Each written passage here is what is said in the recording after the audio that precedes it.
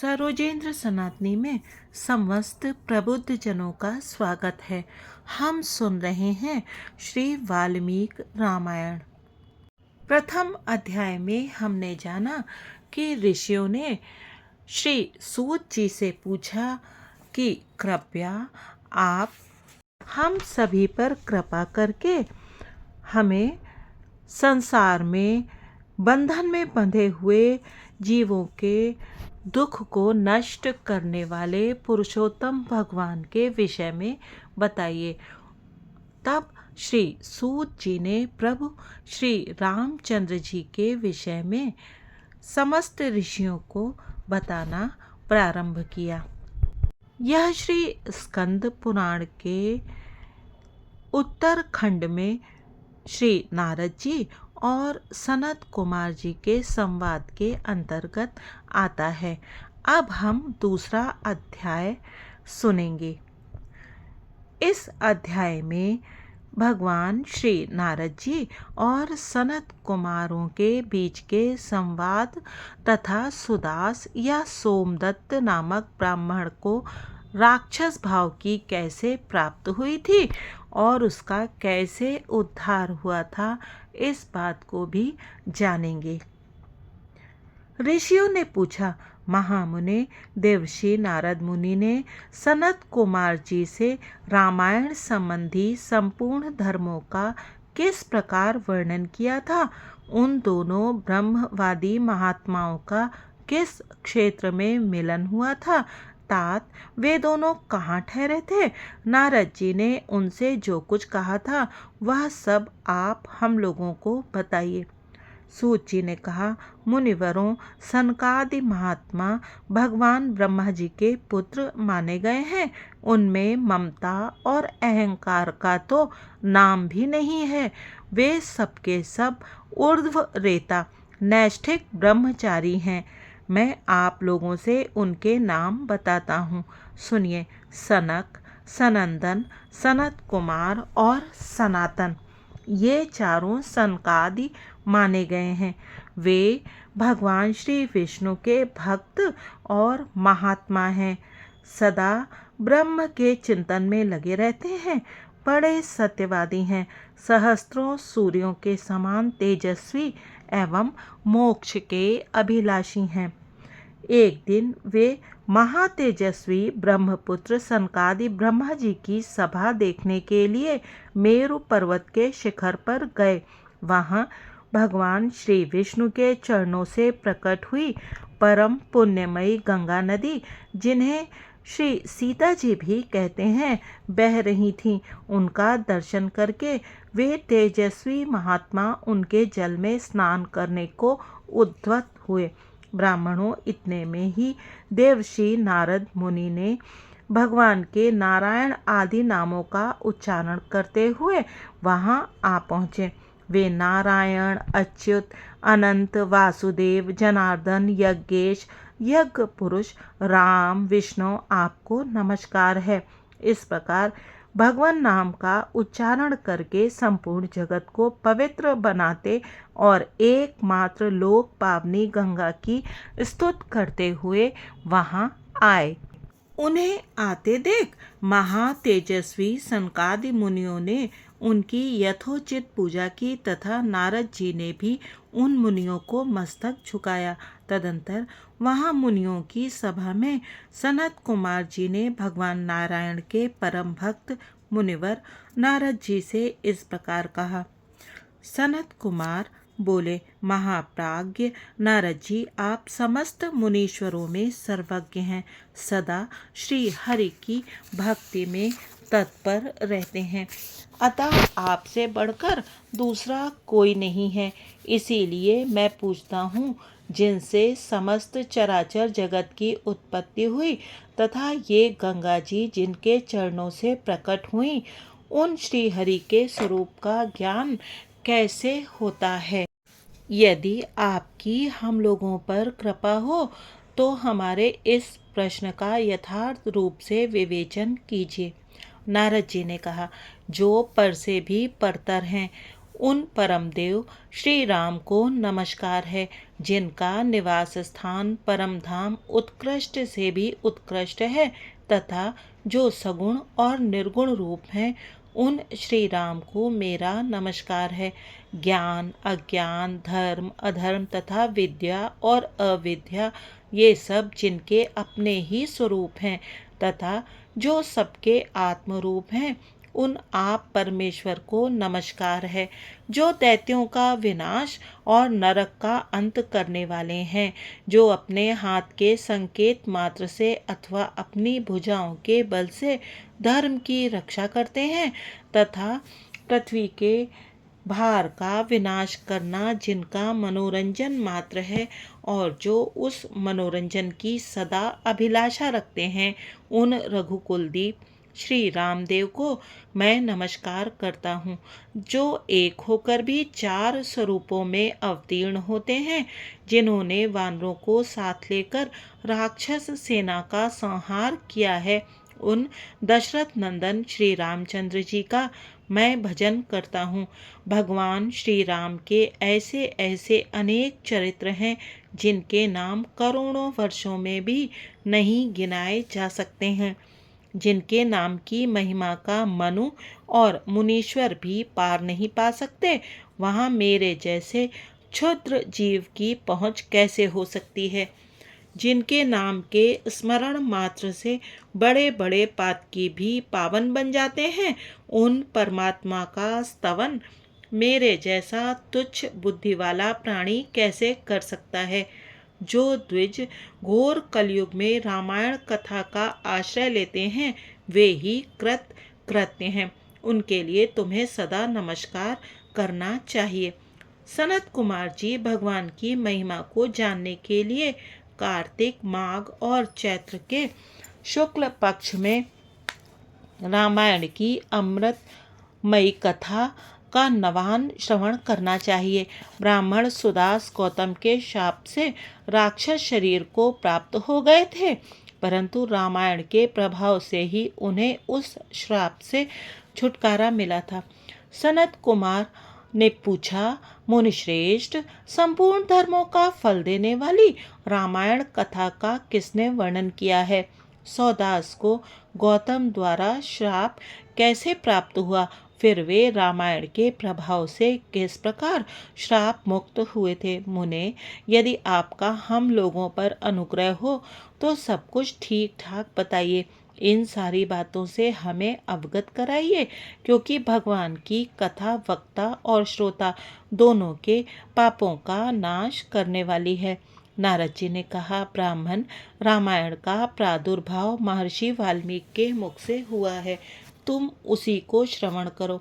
रामायण की अमृतमयी कथा का श्रवण 9 दिनों में करना चाहिए। सतयुग में एक ब्राह्मण थे, जिन्हें धर्म कर्म का विशेष ज्ञान था। उनका नाम था सोमदत्त। वे सदा धर्म के पालन में ही तत्पर रहते थे। वे ब्राह्मण सौदास नाम से भी विख्यात थे। ब्राह्मण ने ब्रह्मवादी गौतम मुनि से गंगा जी के मनोरम तट पर संपूर्ण धर्मों का उपदेश सुना था। गौतम ने पुराणों और शास्त्रों की कथाओं द्वारा उन्हें तत्व का ज्ञान कराया था। सौदास ने गौतम से उनके बताए हुए संपूर्ण धर्मों का श्रवण किया था। एक दिन की बात है, सौदास परमेश्वर ईश्वर की आराधना में लगे हुए थे। उसी समय वहां उनके गुरु गौतम जी आ पहुँचे, परंतु सौदास ने अपने निकट आए हुए गुरु को भी उठकर प्रणाम नहीं किया। परम बुद्धिमान गौतम तेज की निधि थे। वे शिष्य के बर्ताव से रुष्ट न होकर शांत ही बने रहे। उन्हें यह जानकर प्रसन्नता हुई कि मेरा शिष्य सौदास शास्त्रोक्त कर्मों का अनुष्ठान करता है, किंतु सौदास ने जिनकी आराधना की थी, वे संपूर्ण जगत के गुरु महादेव शिव गुरु की अवहेलना से होने वाले पाप को न सह सके। उन्होंने सौदास को राक्षस की योनि में जाने का श्राप दे दिया। तब विनय कला कोविद ब्राह्मण ने हाथ जोड़कर गौतम से कहा। ब्राह्मण बोले, संपूर्ण धर्मों के ज्ञाता सर्वदर्शी सुरेश्वर भगवान, मैंने जो अपराध किया है वह सब आप क्षमा कीजिए। गौतम ने कहा, वत्स, कार्तिक मास के शुक्ल पक्ष में तुम रामायण की अमृतमयी कथा को भक्ति भाव से आदर पूर्वक श्रवण करो। इस कथा को 9 दिनों में सुनना चाहिए। ऐसा करने से यह श्राप अधिक दिनों तक नहीं रहेगा, केवल 12 वर्षों तक ही रह सकेगा। ब्राह्मण ने पूछा, रामायण की कथा किसने कही है तथा उसमें किसके चरित्रों का वर्णन किया गया है? महामते, यह सब संक्षेप से बताने की कृपा करें। यो कहकर मन ही मन प्रसन्न हो सौदास ने गुरु के चरणों में प्रणाम किया। गौतम ऋषि ने कहा, ब्राह्मण सुनो, रामायण काव्य का निर्माण वाल्मीकि मुनि ने किया है। जिन भगवान श्री राम ने अवतार ग्रहण करके रावण आदि राक्षसों का संहार किया और देवताओं का कार्य संवारा था, उन्हीं के चरित्र का रामायण काव्य में वर्णन है। तुम उसी का श्रवण करो। कार्तिक मास के शुक्ल पक्ष में 9वें दिन अर्थात प्रतिपदा से नवमी तक रामायण की कथा सुननी चाहिए। वह समस्त पापों का नाश करने वाली है। ऐसा कहकर पूर्णकाम गौतम ऋषि अपने आश्रम को चले गए। इधर सोमदत्त या सुदास नामक ब्राह्मण ने दुखमग्न होकर राक्षस शरीर का आश्रय लिया। वे सदा भूख प्यास से पीड़ित तथा क्रोध के वशीभूत रहते थे। उनके शरीर का रंग कृष्ण पक्ष की रात के समान काला था। वे भयानक राक्षस होकर निर्जन वन में भ्रमण करने लगे। वहाँ वे नाना प्रकार के पशुओं, मनुष्यों, सांप, बिच्छू आदि जंतुओं, पक्षियों और वानरों को बलपूर्वक पकड़कर खा जाते थे। ब्रह्म ऋषियों, उस राक्षस के द्वारा यह पृथ्वी बहुत सी हड्डियों तथा लाल पीले शरीर वाले रक्तपाई प्रेतों से परिपूर्ण हो अत्यंत भयंकर दिखाई देने लगी। 6 महीने में ही 100 योजन विस्तृत भूभाग को अत्यंत दुखित करके वह राक्षस पुनः दूसरे किसी वन में चला गया। वहाँ भी वह प्रतिदिन नर मांस का भोजन करता रहा। संपूर्ण लोगों के मन में भय उत्पन्न करने वाला वह राक्षस घूमता घामता नर्मदा जी के तट पर जा पहुंचा। इसी समय कोई अत्यंत धर्मात्मा ब्राह्मण उधर आ निकला। उसका जन्म कलिंग देश में हुआ था। लोगों में वह गर्ग नाम से विख्यात था। कंधे पर गंगा जल लिए भगवान विश्वनाथ की स्तुति तथा श्री राम के नामों का गान करता हुआ वह ब्राह्मण बड़े हर्ष और उत्साह में भरकर उस पुण्य प्रदेश में आया था। गर्ग मुनि को आते देख राक्षस सुदास बोल उठा, हमें भोजन प्राप्त हो गया। ऐसा कहकर अपनी दोनों भुजाओं को ऊपर उठाए हुए वह मुनि की ओर चला, परंतु उनके द्वारा उच्चारित होने वाले भगवान नामों को सुनकर वह दूर ही खड़ा रहा। उन ब्रह्म ऋषि को मारने में असमर्थ होकर राक्षस उनसे इस प्रकार बोला। राक्षस ने कहा, यह तो बड़े आश्चर्य की बात है। भद्र महाभाग, आप महात्मा को नमस्कार है। आप जो भगवान नामों का स्मरण कर रहे हैं, इतने से ही राक्षस भी दूर भाग जाते हैं। मैंने पहले कोटि सहस्त्र ब्राह्मणों का भक्षण किया है। ब्राह्मण, आपके पास जो नाम रूपी कवच है वही राक्षसों के महान भय से आपकी रक्षा करता है। आपके द्वारा किए गए नाम स्मरण मात्र से हम राक्षसों को भी परम शांति प्राप्त हो गई। यह भगवान अच्युत की कैसी महिमा है। महाभाग ब्राह्मण, आप श्री राम कथा के प्रभाव से सर्वथा राग आदि दोषों से रहित हो गए, अतः आप मुझे इस अधम पातक से बचाइए। मुनि श्रेष्ठ, मैंने पूर्व काल में अपने गुरु की अवहेलना की थी।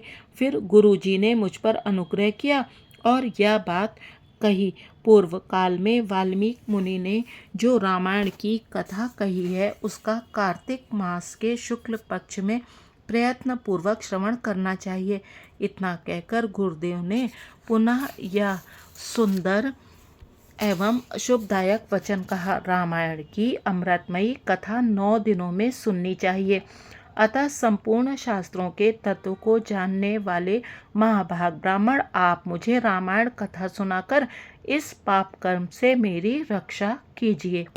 नारद जी कहते हैं, उस समय वहाँ राक्षस के मुख से रामायण का परिचय तथा श्री राम के उत्तम महात्मा का वर्णन सुनकर द्विज श्रेष्ठ गर्ग जी आश्चर्यचकित हो उठे। श्री राम का नाम ही उनके जीवन का अवलंब था। वे ब्राह्मण देवता उस राक्षस के प्रति दया से द्रवित हो गए और सुदास से इस प्रकार बोले। ब्राह्मण ने कहा, महाभाग राक्षस राज, तुम्हारी बुद्धि निर्मल हो गई है। इस समय कार्तिक मास का शुक्ल पक्ष चल रहा है। इसमें रामायण की कथा सुनो। राम भक्ति परायण राक्षस, तुम श्री रामचंद्र जी के महात्मा को श्रवण करो। श्री रामचंद्र जी के ध्यान में तत्पर रहने वाले मनुष्यों को बाधा पहुंचाने में कौन समर्थ हो सकता है। जहाँ श्री राम का भक्त है, वहाँ ब्रह्मा विष्णु और शिव विराजमान है। वहीं देवता सिद्ध तथा रामायण का आश्रय लेने वाले मनुष्य हैं। अतः इस कार्तिक मास के शुक्ल पक्ष में तुम रामायण की कथा सुनो। 9 दिनों तक इस कथा को सुनने का विधान है, अतः तुम सावधान रहो। ऐसा कहकर गर्ग मुनि ने उसे रामायण की कथा सुनाई। कथा सुनते ही उसका राक्षसत्व दूर हो गया। राक्षस भाव का परित्याग करके वह देवताओं के समान सुंदर, करोड़ों सूर्यों के समान तेजस्वी और भगवान नारायण के समान कांतिमान हो गया। अपनी 4 भुजाओं में शंख चक्र गदा और पद्म लिए वह श्रीहरि के वैकुंठ धाम में चला गया। ब्राह्मण गर्ग मुनि की भूरी भूरी प्रशंसा करता हुआ वह भगवान के उत्तम धाम में जा पहुंचा। नारद जी कहते हैं, विप्रवरों, अतः आप लोग भी रामायण की अमृतमयी कथा सुनिए। इसके श्रवण की सदा ही महिमा है, किंतु कार्तिक मास में विशेष बताई गई है। रामायण के नाम का स्मरण करने से ही मनुष्य करोड़ों महापातकों तथा समस्त पापों से मुक्त हो परम गति को प्राप्त होता है। मनुष्य रामायण इस नाम का जब एक बार भी उच्चारण करता है, तभी वह समस्त पापों से मुक्त हो जाता है और अंत में भगवान विष्णु के लोक में चला जाता है। जो मनुष्य सदा भक्तिभाव से रामायण कथा को पढ़ते और सुनते हैं, उन्हें गंगा स्नान की अपेक्षा 100 गुना पुण्य फल प्राप्त होता है। इस प्रकार श्री स्कंद पुराण के उत्तरखंड में श्री नारद जी और सनत कुमार संवाद के अंतर्गत वाल्मीकि रामायण महात्म्य के प्रसंग में राक्षस का उद्धार नामक दूसरा अध्याय पूरा हुआ। जय श्री राम। भगवान श्री राम के उत्तम चरित्र का श्रवण करने से सभी मनुष्यों के पूर्व जन्मकृत पाप भी नष्ट हो जाते हैं। इस पाठ का श्रवण करने के पश्चात कुछ प्रश्न मन में स्वाभाविक रूप से उठते हैं, जैसे कि श्री राम प्रभु के चरित्र का वर्णन अर्थात ये रामायण किसने किसको सुनाई। जैसा कि आपने ध्यान दिया होगा कि पहले इसकी रचना महर्षि वाल्मीकि जी ने की थी। उसके पश्चात श्री नारद भगवान ने सनकादि ऋषियों को इसे सुनाया था और उसके पश्चात श्री सूत जी ने उसी प्रसंग का वर्णन बहुत सारे ऋषियों के सम्मुख किया था। इस दूसरे अध्याय के श्रवण से हमें यह भी ज्ञान होता है कि हमारे सनातन में गुरु का स्थान सर्वश्रेष्ठ है। गुरु की अवहेलना करने के कारण ही सौदास नामक ब्राह्मण को राक्षसत्व प्राप्त हुआ था। जैसा कि आपने इस वर्णन में सुना कि उन्हें राक्षसत्व प्राप्त हुआ था, यानी कि वे राक्षस रूप में परिवर्तित नहीं हो गए थे, किंतु उन्हें राक्षस भाव की प्राप्ति हुई थी। और राक्षस भाव अर्थात दूसरे प्राणियों की हिंसा करने वाला और दूसरे प्राणियों को कष्ट पहुंचाने वाला ही होता है। जब उन्होंने प्रभु श्री राम का नाम सुना और उनकी कथा सुनी तो उनका वो भाव दूर हो गया और उन्होंने प्राणियों की हिंसा करना छोड़ दिया और उसके पश्चात वो प्रभु के लोक में चले गए। इसके साथ एक और बात जो हमें समझ में आती है वो ये है कि महर्षि गर्ग भगवान श्री राम के नाम का जप कर रहे थे और उस श्री राम नाम के जप के प्रभाव से ही वो राक्षस उन्हें हानि नहीं पहुंचा पाया। और नाम जप का बहुत अधिक महत्व होता है। तो यदि हम श्री राम के नाम का या कोई भी प्रभु के नाम का जप करते हैं तो हमें वह नाम जप ही सभी आने वाली कठिनाइयों और इस प्रकार की नकारात्मक ऊर्जा से बचाता है। इसके अतिरिक्त और एक बात जो इस अध्याय के श्रवण से और पाठन से समझ में आती है वो ये है कि प्रभु की कथा सुनने से भी हमें अपने कष्टों से मुक्ति प्राप्त हो जाती है। यानी कथा के और धर्म ग्रंथों के पाठन का तो अपना अलग महत्व है किंतु श्रवण का भी बहुत अधिक महत्व है और कहा भी गया है श्रवण मंगलम। अर्थात यदि आप प्रभु की कथा सुनते हैं अथवा कोई प्रवचन इत्यादि भी सुनते हैं तो उससे आपके पाप नष्ट हो जाते हैं। इसके अतिरिक्त एक और बात जो इस अध्याय के द्वारा हमें पता चलती है वो ये है कि कोई कितना भी श्रेष्ठ क्यों ना हो अथवा वो भगवान की भक्ति कितनी अधिक भी क्यों ना करता हो, यदि वह कोई भी भूल करेगा, किसी का अपमान करेगा और यदि वह अपमान उसके स्वयं के गुरु का हो तो उसे भी श्राप अवश्य ही मिलेगा। यानी भी किसी भी वर्ण का व्यक्ति हो और किसी भी जाति का व्यक्ति हो उसे भी अपने किए हुए कर्मों से कोई छुटकारा प्राप्त नहीं होगा। वैसे तो जैसा कि आपने इस अध्याय के पाठ में सुना कि 9 दिनों में ही श्रीमद् वाल्मीकि रामायण का पाठ करना चाहिए अथवा श्रवण करना चाहिए, किंतु हम सभी के पास समय का अभाव है। तो मैंने यह विचार किया कि आपको एक एक अध्याय का पाठ प्रतिदिन सुनाने का प्रयत्न करूं। प्रभु का नाम और गुण चाहे वो 9 दिन में सुना जाए या फिर लंबे समय तक सुना जाए, उसका सकारात्मक प्रभाव ही होता है।